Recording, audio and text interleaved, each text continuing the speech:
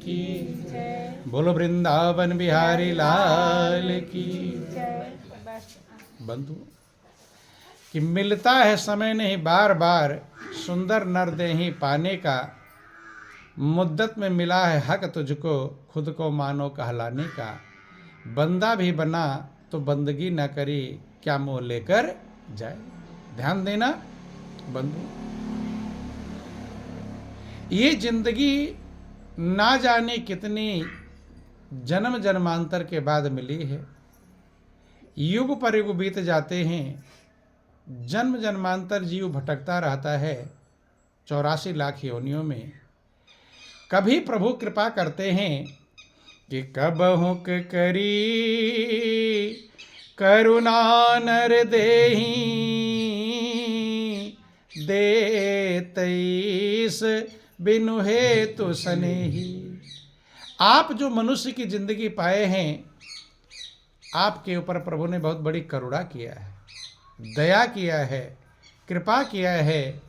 84 लाख योनियों में से निकाल करके मनुष्य का सुंदर चोला प्रदान किया। ये प्रभु की करुणा का फल है, ये दया का फल है। बंधु, प्रभु ने करुणा किया है, दया किया है, लेकिन क्या उस दया को हम एहसास कर पाते हैं कि हमारे ऊपर प्रभु ने कृपा किया है, दया किया है। मनुष्य जिंदगी पाने के बाद भी तमाम शिकायतें लोगों के पास में रह जाती हैं कि भगवान ने मुझे ये नहीं दिया, भगवान ने मुझे ये नहीं दिया। कहते कि नहीं कहते हैं? किसी को धन मिल गया, बेटा बेटी नहीं मिला तो कहते मुझे बेटा नहीं दिया है। और किसी को बेटा मिल गया, अब उल्टा चलता है तो भी झंझट है। जिसको बेटा नहीं मिला है तो उसको एक ही समस्या है कि मेरे पास बेटा, और जिसको मिला है उसको कितनी समस्या है? कम समस्या है कि ज़्यादा? कोई शराब पी के आ रहा है, गाली बक रहा है तो समस्या है, काम नहीं कर रहा है तो समस्या है, माता पिता कहना नहीं मान रहा तो समस्या है। तो जिसके पास है नहीं उसे भी समस्या है, और जिसके पास है उसे और ज़्यादा समस्या। बंधु, अर्थात समस्याओं में हमारी जिंदगी गुजर जाती है। बंधु, किसी किसी के पास मकान नहीं तो कहते रहें किस में, और किसी किसी के पास इतने मकान है कि झाड़ू भी लगा पाता नहीं, फिर वो नौकर रखना पड़ता है सफाई के लिए। बंधु, ये दुनिया की ऐसी रीति है, इस दुनिया में आकर के सच्चाई समझ में जल्दी आती नहीं। माया की भूल भुलैया में जीव फंस जाता है। कहाँ फंस जाता है? माया में भुलाया माया तुझको छलेगी, और माया के दीवाने माया संग ना चले। माया छल करती है। क्या करती है? छल का मतलब रहता कुछ और है, दिखाई कुछ और पड़ता है, उसी को कहते हैं माया। बंधु, जो दुनिया इतनी सुंदर आपको लगती है, इस दुनिया को छोड़कर जाना पसंद करते नहीं बंधु, लेकिन उसी दुनिया से दुख भी मिलता है। क्या मिलता है? दुख भी उसी दुनिया से मिलता है। बंधु, क्या हम इस बात को विचार करते हैं, मनन करते हैं कि ये जिंदगी मिली तो क्यों मिली है? कितना काम कर लिया आपने जब से होश संभाला है? क्या गिनती है? इतने काम कर लिए उसकी गिनती नहीं, लेकिन अभी भी दिल को संतुष्टि और शांति मिलती नहीं। बड़े अच्छे अच्छे काम किए होंगे, पैसे कमाए होंगे, बेटा बेटी की व्यवस्था किया होगा, घर मकान बनाया होगा, अच्छे अच्छे व्यंजन भी खाए होंगे, अच्छे अच्छे कपड़े गहने आभूषण पहने होंगे, पहन लिया सब, लेकिन अंदर दिल कहता है कि अभी मैं संतुष्ट। क्या कर लेंगे तब आपका दिल तसल्ली पा जाएगा? ये विचार करना चाहिए, समझने का प्रयास करना चाहिए। बंधुओं, ध्यान देना। और अगर संतुष्टि ही आपको नहीं मिली, अगर शांति ही नहीं मिली, तो हमारे चालाक होशियार होने से कोई लाभ यद्यपि हर व्यक्ति अपने आप को चालाक होशियार है, कोई कम होशियार समझता है? सब अपने आप को होशियार ही समझते हैं और दूसरे का मजाक बनाते हैं। मजाक बनाते हैं कि नहीं? दूसरे के ऊपर हंसते हैं, इसका मतलब हंसने वाला होशियार है। लेकिन ध्यान देना, दूसरे का मजाक बनाने वाला भी संतुष्ट होता नहीं है। होशियार तो है लेकिन अंदर तृप्ति मिलती नहीं। क्यों?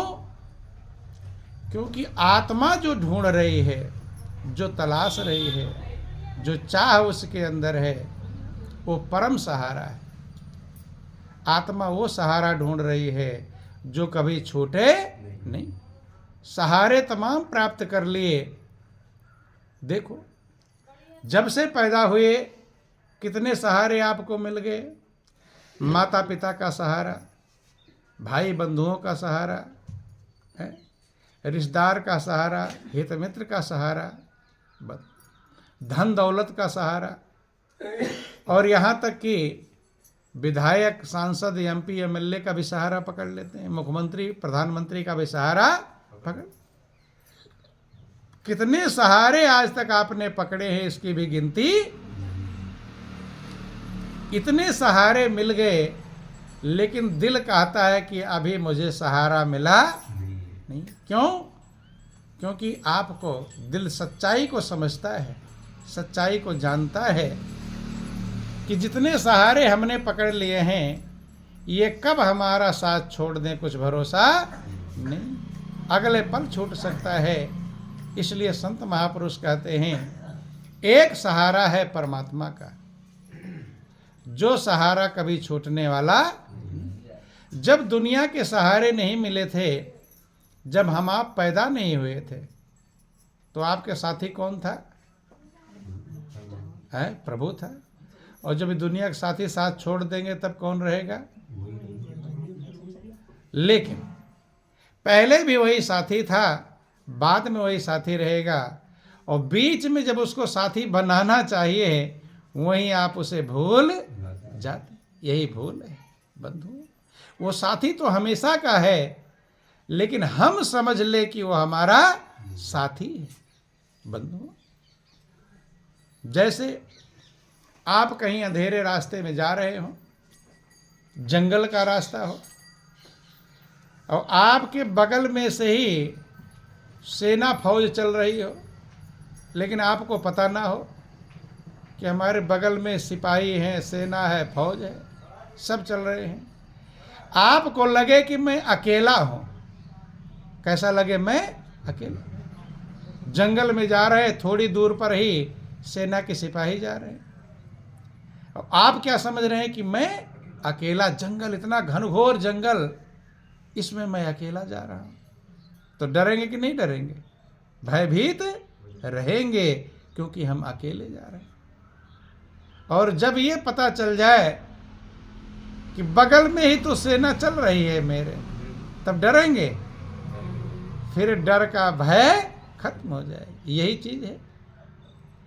वो मालिक रूपी सेना, परमात्मा रूपी सिपाही हरदम आपके साथ ही चल रहा है, लेकिन फिर भी आप भयभीत हैं। क्या है? भयभीत। रात को आपको कह दे चलो जाओ जंगल में अकेले, तो डरेंगे कि नहीं डरेंगे? आप कहते अरे मैं अकेले जाऊंगा, कहीं जाना होता कहते कि नहीं कहते? मैं अकेले कैसे जाऊं? इसका मतलब है आपको ये पता नहीं कि परमात्मा आपके साथ मौजूद है। अगर ये पता होता कि इतना जो सामर्थ्यवान है, जिसकी इच्छा मात्र से एक पल में सारी सृष्टि बनती और बिगड़ती है, और वो हमारे साथ हमेशा है। सुनते हैं कि नहीं सुनते? सुन तो लेते हैं, लेकिन फिर भी अकेले जाने में डरते हैं। कोई पूछेगा भगवान कहाँ है, तो कहोगे भगवान दिल में ही है। कहते हैं कि नहीं कहते? भगवान तो हर जगह पर है। जब भगवान हर जगह पर है, तो तुम्हें कहीं जाने में डर लगेगा? डरने की जरूरत, लेकिन फिर भी डरते हैं। हर जगह रहते हुए भी आप उसको अनुभव कर पाते नहीं। वो अनुभव करने की आवश्यकता है, और जिसने अनुभव कर लिया उसका भय खत्म हो गया। क्या खत्म हो गया? भय। जिसने अनुभव कर लिया उसका भय रह जाता नहीं, वो निर्भय कहलाता है।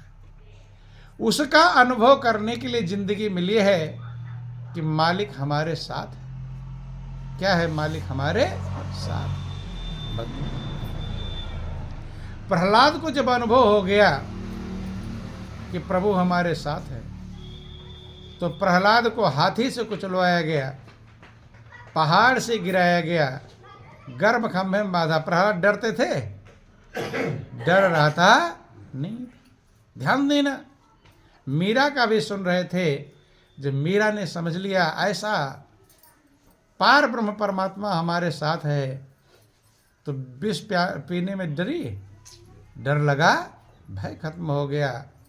सांप का पिटारा भेजा गया, लेकिन सांप से भी डरी नहीं। बंधु, यही अनुभव करने के लिए जितना आपको अनुभव होता रहेगा उतना आपका भय जाता रहेगा। और सबके अंदर भय मौजूद है, अज्ञात भय है। आपको पता नहीं कौन सा भय है मेरे अंदर। भय है कि नहीं? घबराते हैं, बेचैन होते रहते हैं। बंधु, इसीलिए जिंदगी मिली है ताकि उस मालिक का अनुभव कर ले।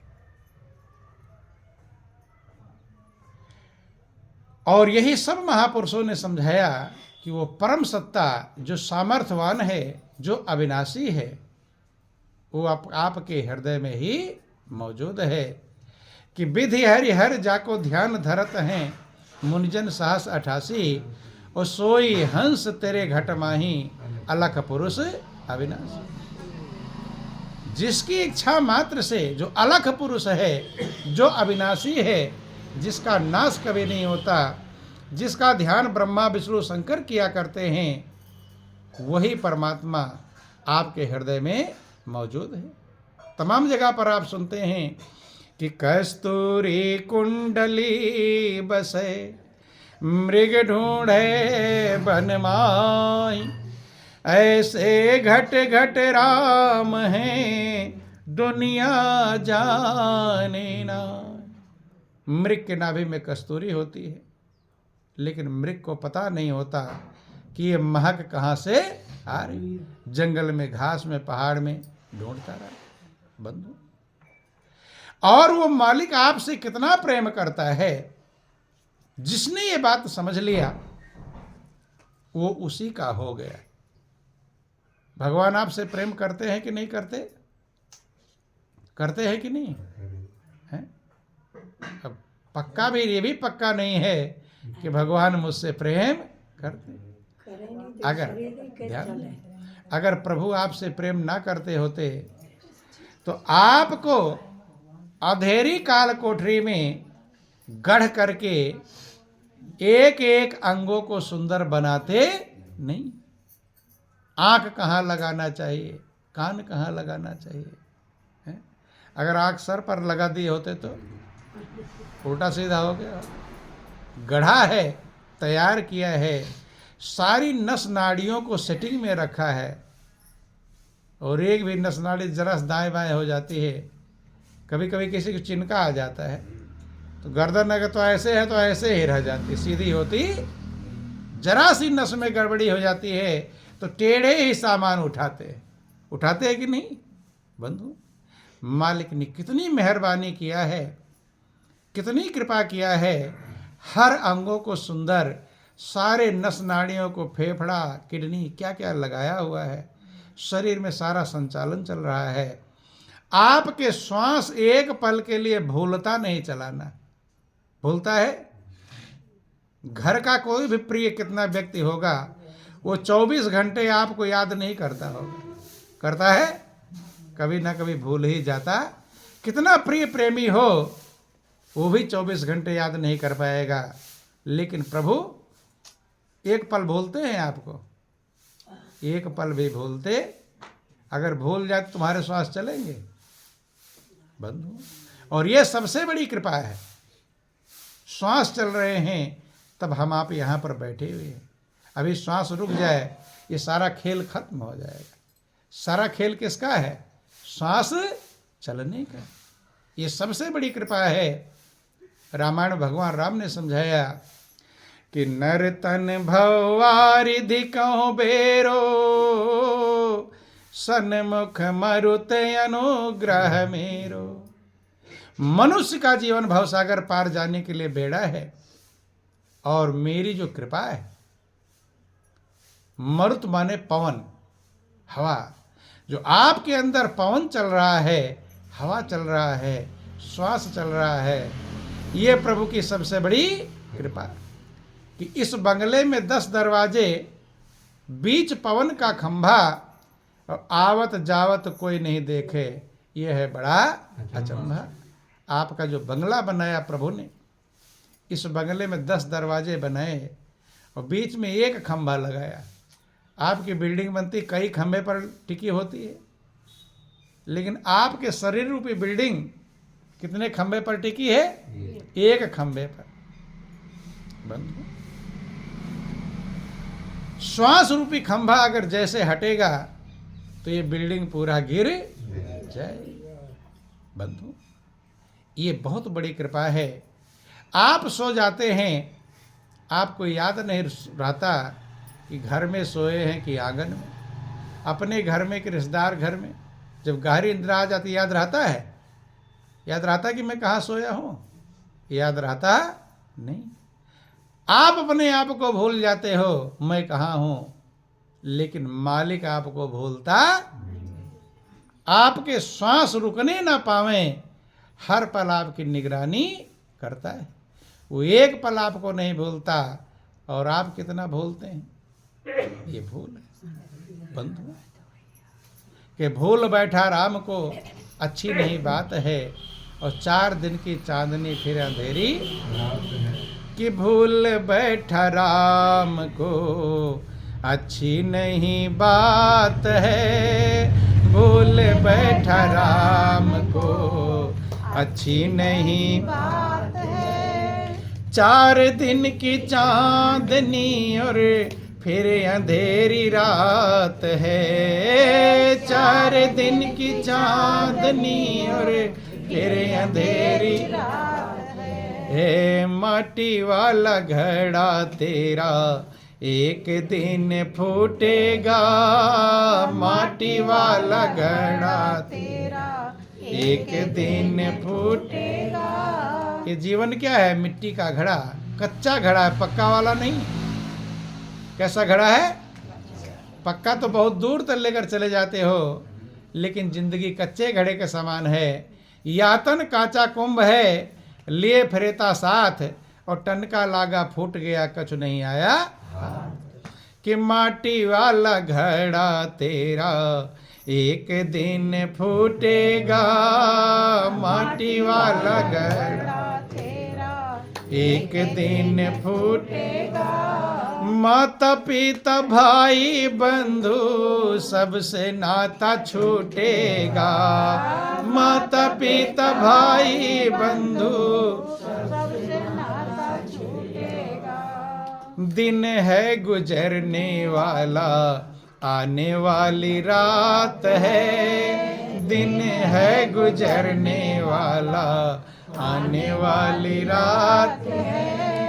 4 दिन की चांदनी और फिर अंधेरी रात है, 4 दिन की चांदनी और फिर अंधेरी रात है। भूल बैठा राम को अच्छी नहीं बात है, भूल बैठा राम को अच्छी नहीं बात है। 4 दिन की चांदनी और फिर अंधेरी रात है, 4 दिन की चांदनी और फिर अंधेरी रात है। जिन लोगों ने उस मालिक को याद कर लिया, संभाल लिया, उसमें अपने मन के तार को जोड़ लिया, अपने मन को एकाकार कर लिया, भगवान कहते हैं कि मैं उनका दास बन जाता हूँ।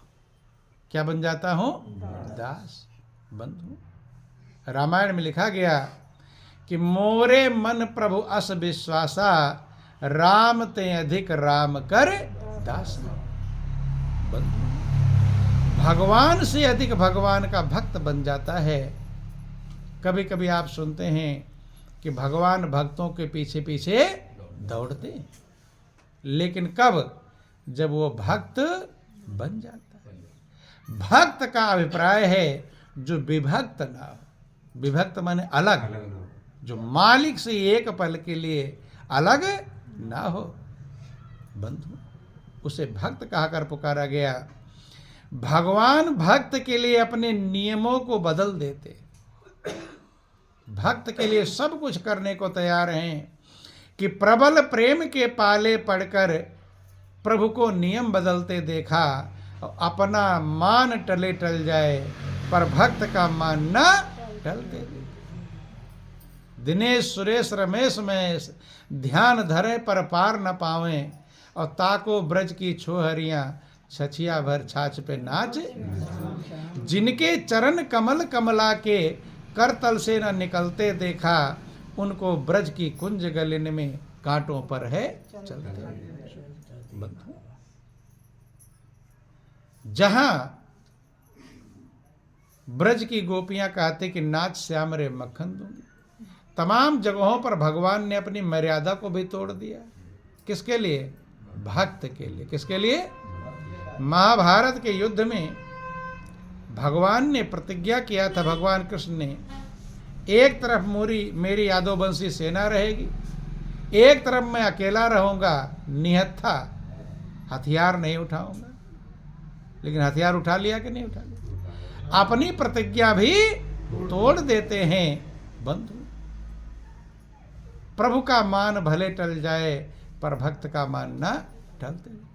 जो मालिक भक्त से इतना प्रेम करता है, जीव इतना अज्ञानी है, वो भक्ति की तरफ जा पाता नहीं। वो माया के दलदल में फंसा रहता है, रात दिन दुख उठाता रहता है। जो भक्ति सुखों की खान है, जो परमात्मा आनंद का भंडार है, उधर जा पाता नहीं। ये जिंदगी की भूल है, ये अज्ञानता है। बोलिए प्रेम से गुरुदेव महाराज की। बोलो वृंदावन बिहारी लाल।